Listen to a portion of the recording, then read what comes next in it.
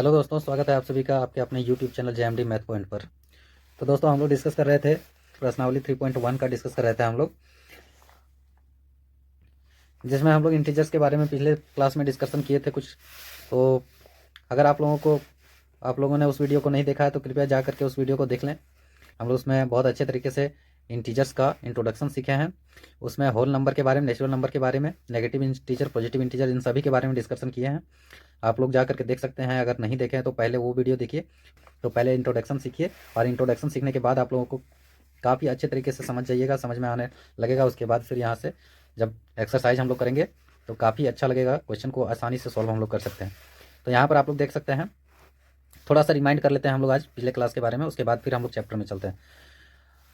फिक्र मत कीजिएगा दोस्तों, लाइन पर बने रहिए और ध्यान से देखते रहिए वीडियो को। बहुत मज़ा आने वाला है। अच्छे तरीके से आज हम लोग डिस्कस करेंगे पूर्णांक को। आज किसी भी तरह का कोई भी डाउट रहने नहीं देंगे। हर एक डाउट को आज हम लोग क्लियर करने वाले हैं। यहाँ पर देख सकते हैं सक्सेसर और प्रीडिसेसर के बारे में हम लोग डिस्कस कर लिए थे।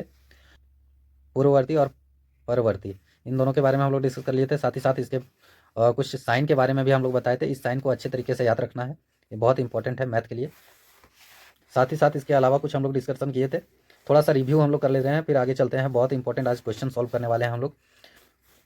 क्वेश्चन में हम लोग पहुंचेंगे उससे पहले थोड़ा सा रिमाइंड कर लेते हैं ताकि ज़्यादा अच्छा तरीके से समझ में आए। कोई अगर नहीं देख पाए हैं वीडियो को तो भी यहाँ से समझ में आएगा। मोर देन, लेस देन और इक्वल टू, इन तीनों के बारे में भी हम लोग डिस्कस किए थे। तो आइए हम लोग चलते हैं चैप्टर में।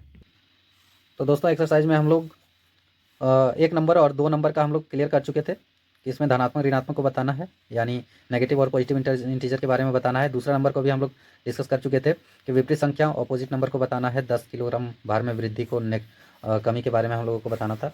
अब हम लोग आ जाते हैं 3 नंबर का। 3 नंबर के क्वेश्चन में हम लोग चलते हैं। यहाँ पर आप लोग देख सकते हैं, निम्नलिखित प्रयुक्त संख्याओं को उचित चिन्ह प्लस माइनस लगाकर पूर्णांकों के रूप में लिखिए। पूर्णांकों के रूप में लिखना है प्लस माइनस लगा करके, कौन सा पॉजिटिव है कौन सा नेगेटिव है। यहाँ पर कहा जा रहा है कि हवाई जहाज भूमि से 2500 मीटर की ऊंचाई पर उड़ रहा है। तो 2500 मीटर की ऊंचाई पर उड़ रहा है, यानी समुद्र जो ज़मीन का जो तल है, आप लोग देख सकते हैं इस प्रकार से। बहुत अच्छे तरीके से हम समझाने वाले हैं आज आप लोगों को ध्यान से देखना है क्वेश्चन को, और उसको सॉल्व करने का तरीका को भी अच्छे से समझना है, ताकि आप लोगों को अभी पहले क्वेश्चन को समझना है अच्छे से, उसके बाद फिर आप लोगों को सॉल्व करना है। तो यहाँ पर देखिए, सपोज़ ये है हमारा तल है, यह हमारा तल है, यानी पृथ्वी है, पृथ्वी का सतह। तो पृथ्वी का सतह से ये ऊंचाई पर उड़ रहा है, तो ऊंचाई पर गया तो ये प्लस में चला गया, और जो नीचे चला गया पृथ्वी के तल से, सतह से अगर नीचे चला गया तो ये हमारा माइनस में चला गया। तो यहाँ पर कहा जा रहा है कि ऊपर उड़ रहा है। ऊपर उड़ रहा है क्या, इसका मतलब क्या हो गया, तो ये प्लस में आ जाएगा। तो साइन बताना था, प्लस है या माइनस है, साइन लगा करके हम लोगों को बताना है। दूसरा, इसी प्रकार से पनडुब्बी समुद्र तल से 800 मीटर की गहराई पर चल रहा है। तो सपोज इसी प्रकार का क्वेश्चन ये भी है, ये जिसको हम लोग समुद्र तल मान लेते हैं इसको। तो समुद्र तल से नीचे गहराई पर है, यानी माइनस में है, तो इसका माइनस हो जाएगा। 0 डिग्री सेल्सियस से 10 डिग्री सेल्सियस ऊपर तापमान, ऊपर रहता है तो पॉजिटिव और नीचे रहता है तो नेगेटिव। इस प्रकार से आप लोग कर सकते हैं। बैंक खाते में 100 रुपये का जमा, पॉजिटिव हो गया, 100 रुपये का हानि, नेगेटिव हो गया। इस प्रकार से आप लोग कर सकते हैं। 4 नंबर में भी देख सकते हैं। थोड़ा शॉर्ट में हम लोग करेंगे, चूँकि इंट्रोडक्शन में सब कुछ हम लोग अच्छे तरीके से समझ चुके हैं।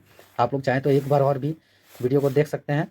इंटीजर्स का इंट्रोडक्शन ही सबसे इंपॉर्टेंट था, और उसके बाद आगे चल के और भी बहुत इंपॉर्टेंट चीज़ें हम लोग अभी डिस्कस करने वाले हैं, जो कि हम लोगों का 7 में भी और 8 में भी, दोनों क्लास में हम लोगों का काम आने वाला है। 7, 8, 9, ये 10 तक आप लोगों का पीछा करता रहेगा। इंटीजर्स ऐसा चैप्टर है जो 10 तक लोगों को पीछा नहीं छोड़ता है, तो ये हर एक क्लास में आने वाला है। इंटीजर्स बहुत इंपॉर्टेंट चैप्टर है।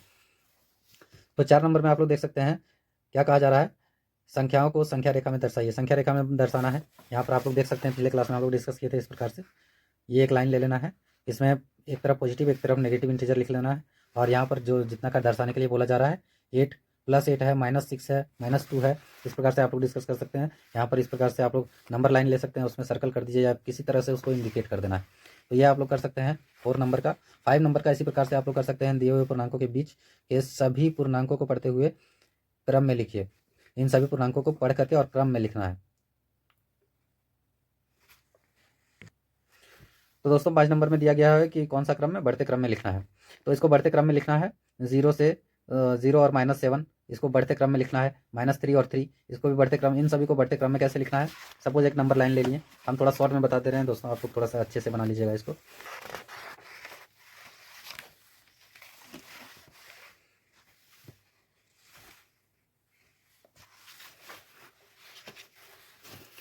तो देखिए दोस्तों, ये हम लोग एक एग्जाम्पल ले रहे हैं। कौन सा एग्जाम्पल ले रहे हैं?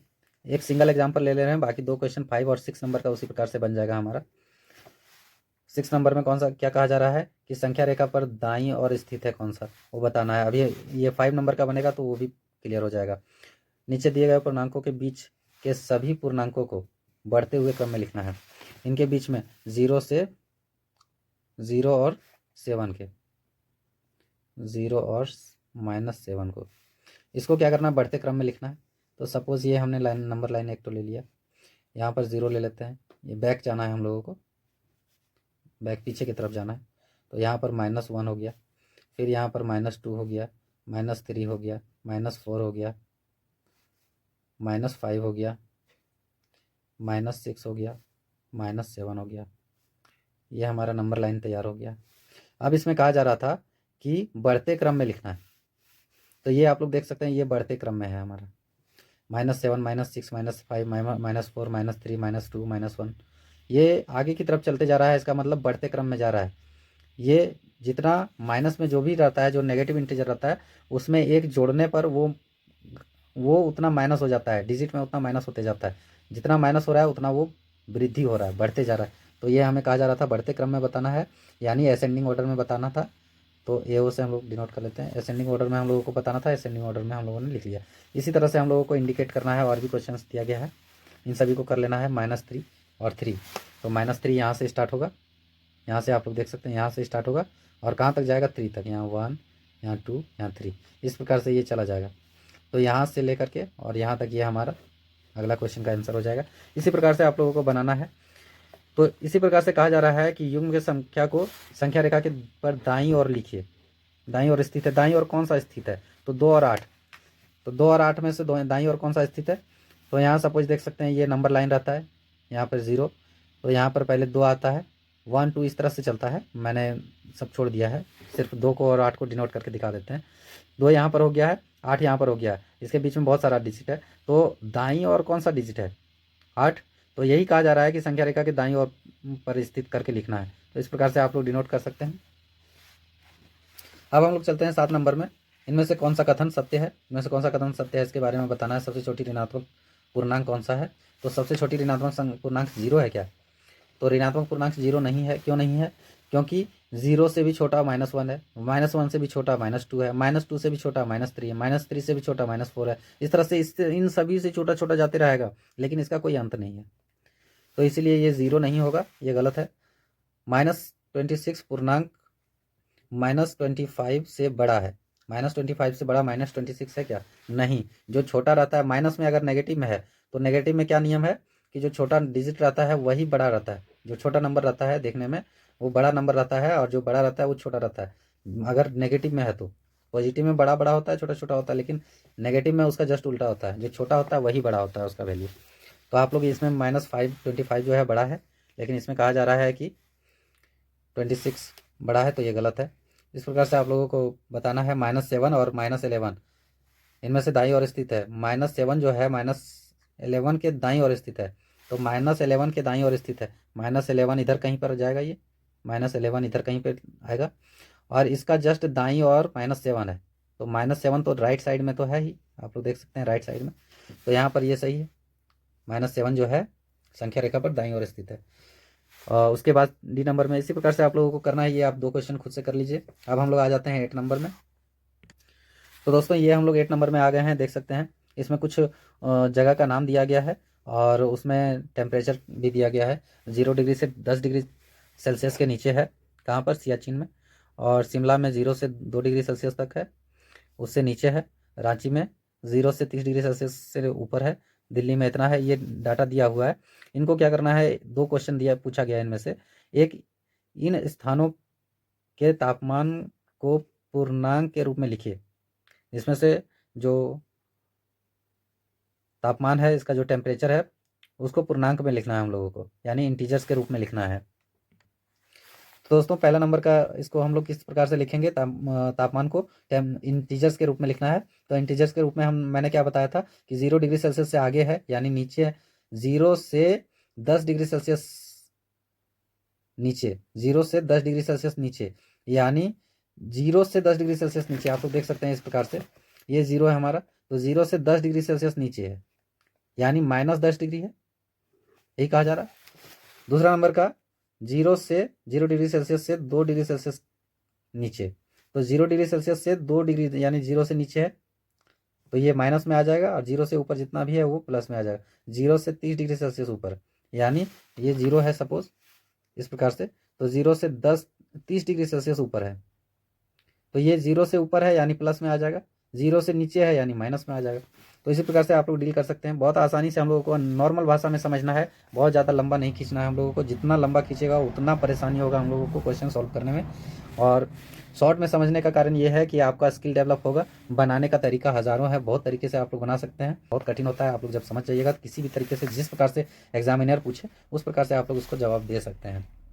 2 नंबर में, बी नंबर में इसी प्रकार से पूछा जा रहा है। आप लोग देख सकते हैं नीचे में, यहाँ पे क्या पूछा जा रहा है कि कौन सा स्थान सबसे ठंडा है, तो सबसे ठंडा स्थान बताना है।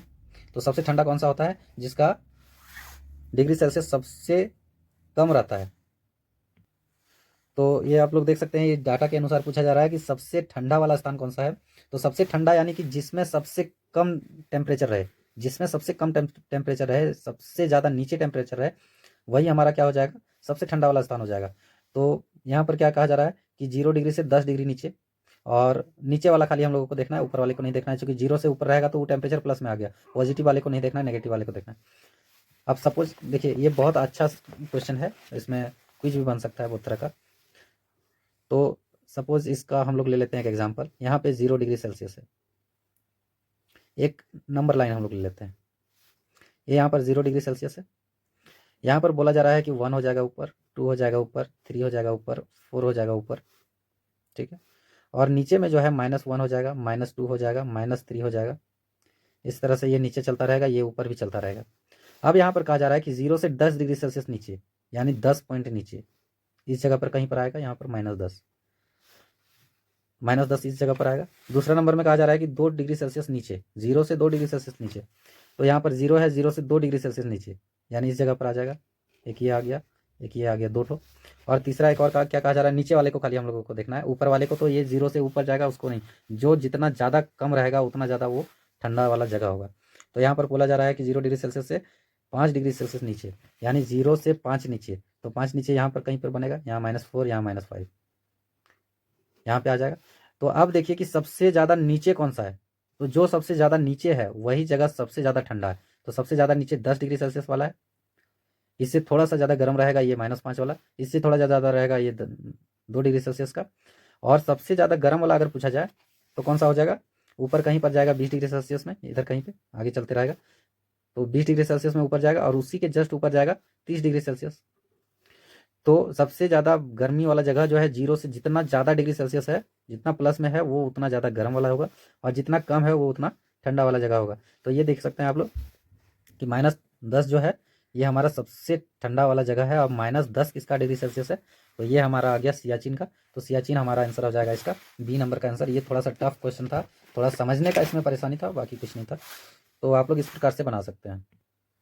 अब ये देखिए दोस्तों, 9 नंबर में हम लोग आ चुके हैं। 9 नंबर में 9 का ए नंबर में बोला जा रहा है कि -15 से बड़ा 4 ऋणात्मक पूर्णांक लिखिए। 4 ठो नेगेटिव इंटीजर लिखना है, कितना से, -15 से बड़ा। तो -15 से बड़ा 4 ठो लिखना है। तो जितना बड़ा में हम लोग जाएंगे उतना हम लोगों का क्या होगा, जितना बड़ा में हम लोग जाएंगे उतना हम लोगों को घटते जाएगा।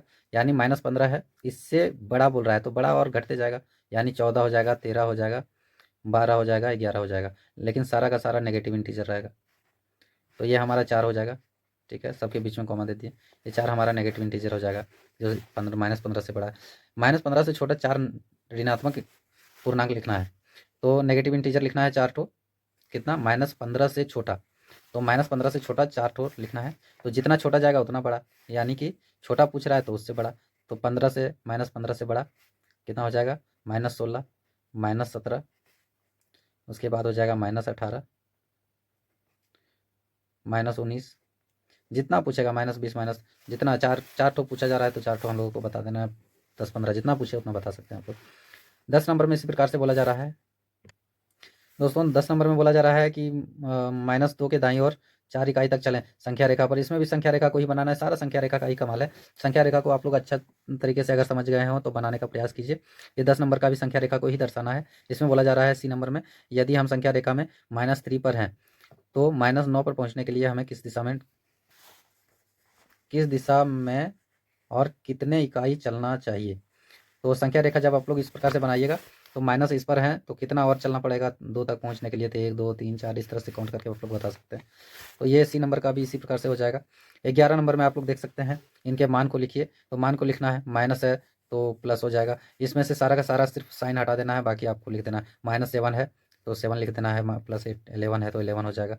ये -9 है तो 9 हो जाएगा। इस प्रकार से आप लोग लिख सकते हैं, बहुत ईजी है। पूर्णांकों के युग्म में कौन बड़ा है, इनमें से कौन सा बड़ा है। तो जो अगर पॉजिटिव में है तो वो बड़ा है, नेगेटिव में है तो वो छोटा है। लेकिन दोनों अगर पॉजिटिव में है तो आप लोग पहचान सकते हैं, जैसे यहाँ पर दोनों पॉजिटिव में है तो 9 बड़ा है। अगर दोनों नेगेटिव में है तो जो छोटा है वो बड़ा है। अगर नेगेटिव में क्वेश्चन है तो जो छोटा है वही बड़ा है। अगर नेगेटिव में है और 0 भी है तो 0 से जो छोटा नेगेटिव में है वही सबसे बड़ा, सॉरी -2 जो है वो छोटा है और 0 बड़ा है, जो कि 0 के पीछे -2 आता है। तो इस प्रकार से आप लोग बता सकते हैं। परवर्ती की लिखिए, इसका परवर्ती बताना है, यानी एक आगे जोड़ करके बताना। -7 है तो -6 हो जाएगा, एक आगे। जितना आगे चलिएगा उतना घटेगा ये माइनस वाले को। नेगेटिव इंटीजर में छोटा वाला बड़ा होता है और बड़ा वाला छोटा होता है, याद रखना। इसमें पूर्ववर्ती बताना है, पूर्ववर्ती बता सकते हैं। हर बार प्रत्येक चैप्टर में हम लोग पूर्ववर्ती परवर्ती के बारे में, प्रोडिसेसर और सक्सेसर के बारे में डिस्कस करते हैं। तो इसके साथ आज का ये वीडियो हम लोग यहीं पर समाप्त करते हैं। उम्मीद है आप लोगों को आज का ये टॉपिक बहुत अच्छा लगा होगा। अगर अच्छा लगा होगा तो चैनल को लाइक करें, सब्सक्राइब करें, और फिर मिलते हैं नेक्स्ट किसी नए वीडियो के साथ। तब तक के लिए धन्यवाद।